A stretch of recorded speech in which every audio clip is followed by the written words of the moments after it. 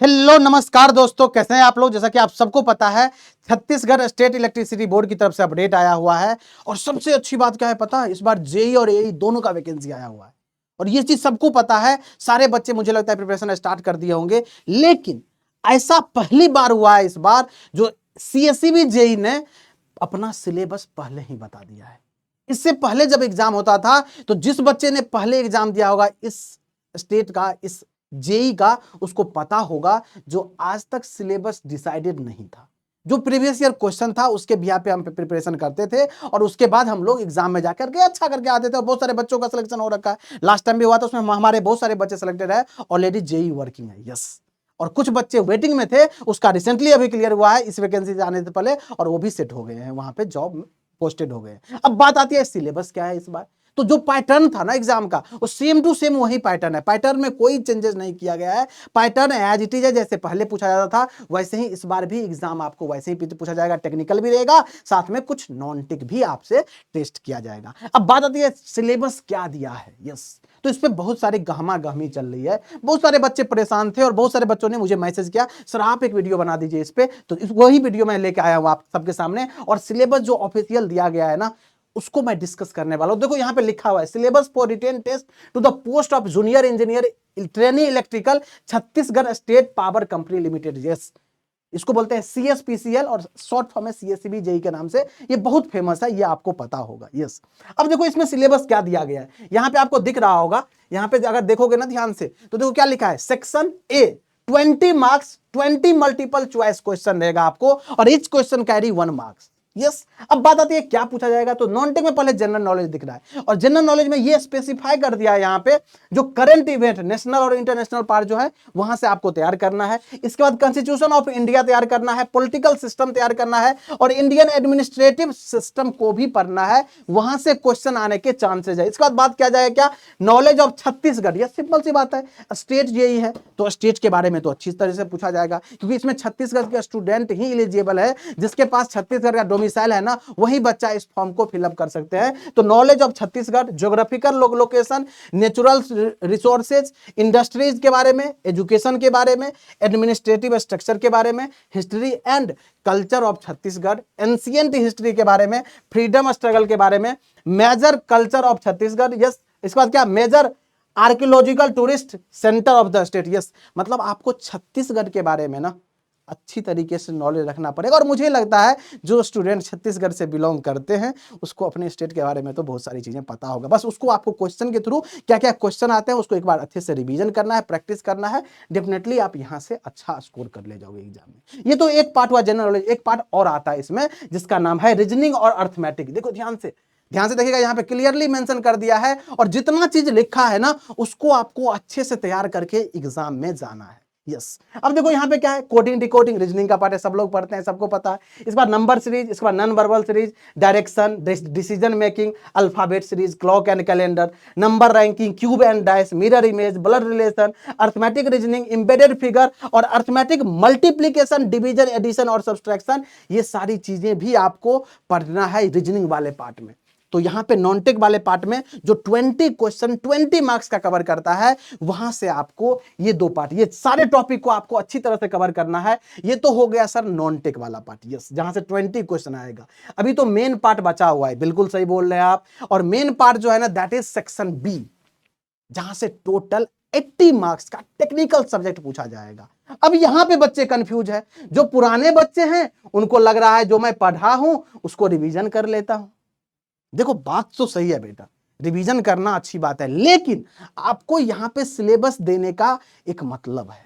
यहां पे जो सिलेबस दिया है ना उसी को तैयार करना है, उसके दाएं बाएं नहीं भागना है। फिर आपको सिलेबस इसीलिए दिया गया है जो मैं आपसे एग्जाम में यही चीजें डिमांड करूंगा, मैं आपको एग्जाम में यही चीजें पूछूंगा। बाकी आपको पता है, अब इस चीज को पढ़ने के लिए जो बेसिक्स फंडामेंटल चाहिए होगा उतना तो आपने इंजीनियरिंग में सीखा ही होगा, ये मुझे पता, क्योंकि यहाँ पे डिप्लोमा और डिग्री दोनों एलिजिबल है। यहाँ पे डिप्लोमा वाले बच्चे भी एलिजिबल हो, यहाँ पे डिग्री वाले भी बच्चे, मतलब दोनों बच्चे एलिजिबल होते हैं। तो फंडामेंटल चीजें पूछेगा और ये सबसे पूछेगा, मतलब ऐसा नहीं आपसे ही पूछा जाएगा, सारे बच्चे जितने भी एग्जाम में अपियर होगा सबसे पूछा जाएगा। अब देखो इसमें लिखा है बेसिक इलेक्ट्रिकल इंजीनियरिंग। यस, क्या लिखा है, 4 टॉपिक लिखा है, डीसी सर्किट, ओम्स लॉ। देखो ओम्स लॉ, तो डीसी सर्किट में सारा चीज आ गया, सारा चीज डीसी सर्किट का आ गया इसमें, ओम्स लॉ आ गया, केसीएल आ गया, केवीएल आ गया, जो बेसिक क्वेश्चन रेसिस्टेंस का आता है, ये सारा पार्ट हो गया, नोडल आ गया, मेस आ गया, सब चीज आ गया डीसी सर्किट में। डीसी पार्ट जितना है सारा ही पढ़ना पड़ेगा आपको। इसके बाद रेसिस्टेंस एंड रेसिस्टिविटी देखो लिखा हुआ है। इसके बाद क्या, किरचॉफ्स लॉ, यस। इसके बाद क्या, series and parallel combination of resistance, yes. ये सारे चीजें मतलब डीसी सर्किट को अच्छे तरीके से पढ़ना पड़ेगा, और ये आप बेसिक इलेक्ट्रिकल इंजीनियर अच्छी तरीके से पढ़ते हो, और हम लोगों ने भी कोर्स प्रोवाइड करवाया है, यस। बहुत सारे बच्चों का डिमांड था सर ये तैयारी कहां से करें, तो ये सब पीडब्ल्यू ऐप पे जाओगे ना, आपको दिख जाएगा, सीएससी भी, जेई, सीएससी भी, एई का भी है, सारा चीज दिखेगा आपको, बिल्कुल वहां से जा सकते हैं, कोई दिक्कत नहीं है। इसके बाद बात करें सेकंड सब्जेक्ट का, देखो पहला सब्जेक्ट जो बेसिक इलेक्ट्रिकल में, ये सारे टॉपिक को अच्छे से पढ़ना है। इसके बाद जो पढ़े हो अच्छी बात है, लेकिन इतना को तैयार करके जाना है, क्योंकि इस एग्जाम की नीड है ये बोला है आपको, मैं ये सारी चीजें पूछूंगा, तो बिल्कुल यहां से क्वेश्चन पूछे ही जाएंगे, डैम श्योर है। अब देखो नीचे में क्या है, electromagnetic, this is the part of basic electrical engineering, yes. देखो क्या क्या लेकिन अलग कर दिया है, नाम अलग कर दिया है। अब भैया नाम अलग करने में थोड़ी ना चीजें चेंज हो जाएगा। देखो कंसेप्ट देखो क्या, EMF due to electric current in conductor, yes. इसके बाद magnetic field due to coil, magnetic field due to solenoid, force on a current carrying conductor, Fleming left hand rule, electromagnetic induction, Faraday's law of electromagnetic induction, Fleming right hand rule, self induction क्या होता है, mutual induction क्या होता है, alternating voltage and current क्या होता है, three phase circuit क्या होता है। देखो ये बेसिक इलेक्ट्रिकल का पार्ट है मेरे भाई, तो इसको भी पढ़ना है और अच्छे से पढ़ना है, क्योंकि यहां से क्वेश्चन आएंगे। अब देखो ट्रांसफार्मर, मतलब मशीन जो पढ़ते हो ना आप लोग एज ए इलेक्ट्रिकल इंजीनियर, देखो 4 पार्ट में ब्रेक कर दिया उसको। ब्रेक करने से थोड़ी ना चीजें चेंज हो जाएगा भैया, टॉपिक तो वही है। देखो ट्रांसफार्मर में क्या क्या लिखा है, ट्रांसफार्मर का पूरा part, principle and operation of transfer, transformer ratio, transformer on load, effect of core losses क्या होता है, इफेक्ट ऑफ मैग्नेटाइजेशन क्या होता है, इडी करंट लॉस क्या होता है, हिस्टेरेसिस लॉस क्या होता है, एफिशिएंसी ऑफ अ ट्रांसफार्मर क्या होता है। पढ़ते हो अच्छे से मशीन में पहला पार्ट जो ट्रांसफार्मर वाला पार्ट है, उसमें ये सारी चीजें, यस ये सारी चीज पढ़ना है। फिर देखो ध्यान से देखना, यहां पे क्या लिखा है, introduction to AC machine, overview of AC machine, yes AC part का जो ओवरव्यू है, इसका difference between AC and DC machine अच्छी तरीके से पढ़ना है।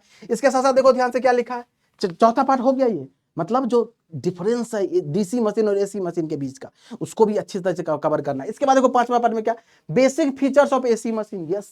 अब देखो पार्ट्स ऑफ एसी मशीन सारा पढ़ना है। इसके बाद देयर फंक्शन, इसका फंक्शनिंग क्या क्या होता है ना, ये सारी चीजों को अच्छी तरह से अध्ययन करना है। इसके बाद देखो ध्यान से क्या लिखा है, नीचे नीचे क्या लिखा है, मटेरियल फॉर वेरियस पार्ट्स, इसके बाद स्टैटर क्या होता है, रोटर क्या होता है, ये सब सारे चीजों को, रोटर वाइंडिंग क्या होता है, ये सारा चीज आपको पढ़ना है। फिर नीचे देखो क्या लिखा है, अल्टरनेट के बारे में, ये सब मशीन का पार्ट है और आपको अच्छी तरह से पता है, मुझे बताने की नीड नहीं होनी चाहिए, बस अलग अलग पार्ट में ब्रेक कर दिया गया है, मतलब उसको अच्छी तरीके से पढ़ना है आपको। देखो types of alternator, principle and EMF equation, winding factor and its induced EMF, effect of speed and excitation of induced EMF, different excitation system used in modern alternator, concept of leakage armature and synchronous reactance, principle of working and brushless alternator, application। देखो ये सारे चीज पढ़ते हो आप लोग machine में, तो ये सारी चीजों को यहाँ पे भी आपको तैयार करके जाना है, क्योंकि इस बार सिलेबस दिया है और अच्छी बात है, हमको इस बार लिमिटेड कर दिया है, अनलिमिटेड नहीं रहने दिया है। एसी मोटर में देखो ये सारा टॉपिक लिखा है, एसी मोटर का, टाइप्स ऑफ एसी मोटर क्या होता है,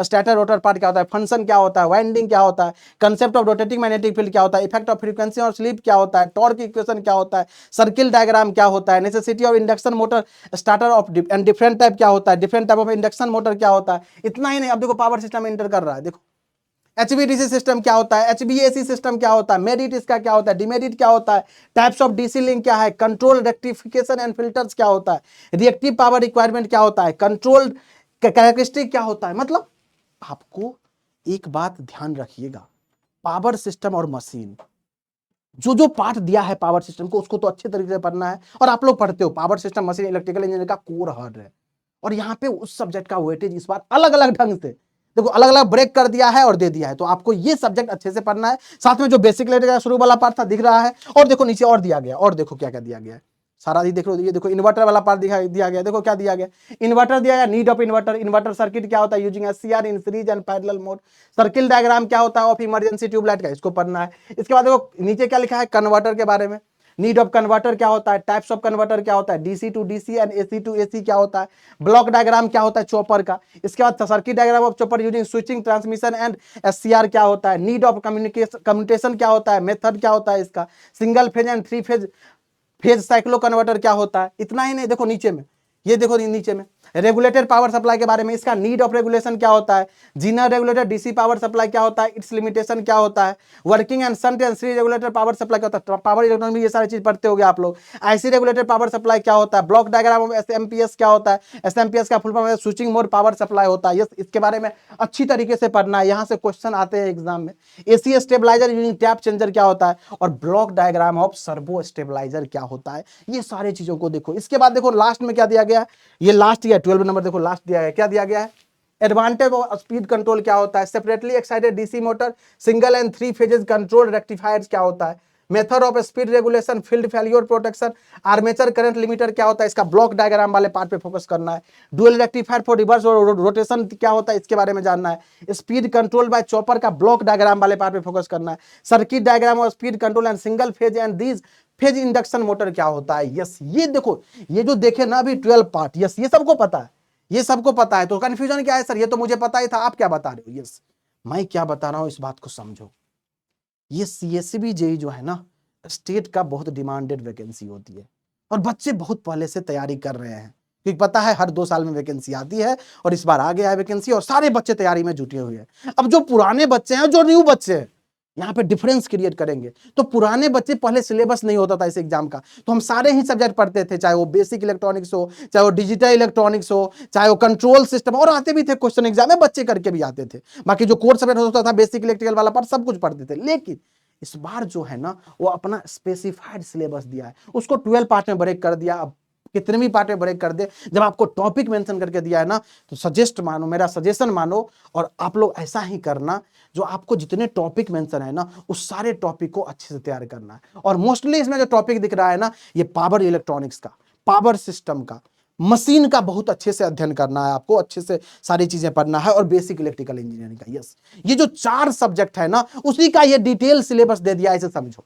तो इसको अच्छे से पढ़ना है, और अच्छे से प्रैक्टिस करना है, टेक्निकल वाले पार्ट में, नॉन टेक वाले पार्ट में, जो आप करंट अफेयर्स वाला पार्ट है उसको देखना है, और साथ में रीजनिंग वाला पार्ट, जो भी टॉपिक मेंशन है, उस सारे चीजों को अच्छी तरीके से देखना है। अगर इतना चीज आपका क्लियर हो जाता है, तो बिलीव मानो, no one can stop you. इसके बाद क्या करना है, प्रैक्टिस करना है, और आपको मॉक टेस्ट लगाना है। और हम लोग भी पीडब्ल्यू ऐप पे जाओगे तो आपको मॉक टेस्ट दिखेगा वहां पे। अगर आपको प्रिपरेशन स्टार्ट करना है, बिल्कुल आप जाओगे पीडब्ल्यू ऐप पे, इसका कोर्स भी दिख जाएगा आपको, वहां से भी आप देख सकते हो यस कौन सा सब्जेक्ट, कौन फैकल्टी पढ़ाएंगे, कैसे पढ़ाता है। यूट्यूब पे विजिट करना, इंजीनियर्स वाला यही चैनल जहां पे ये वीडियो देख रहे हो, प्लेलिस्ट देखना, वहां पे हम लोगों ने अभी रिसेंटली एसएससी जेईई का क्रैश कोर्स प्रोवाइड कराया है, आप लोग देख सकते हो वहां पे किस तरह का कंटेंट और कौन से फैकल्टी कैसे डिलीवर करते हैं। यस, बिल्कुल जा सकते हैं आप लोग। और अगर किसी तरह का गाइडेंस की नीड है, किसी तरह का और भी परेशान हो, आप पैनिक सिचुएशन में हो, सर मुझे एक्स्ट्रा गाइडेंस चाहिए, मुझे सर इस तरह का डाउट है, तो आप बिल्कुल ज्वाइन कर सकते हैं हमारे Telegram channel Krishna sir PW पे, और यहाँ पे मिलकर अपन सारी चीजों को करते हैं डिस्कशन। तो कैसा लगा वीडियो जरूर बताइएगा। मिलते हैं किसी नेक्स्ट सेशन में, तब तक आप लोग पढ़ते रहिए, एंजॉय करते रहिए, सीखते रहिए। Thank you so much.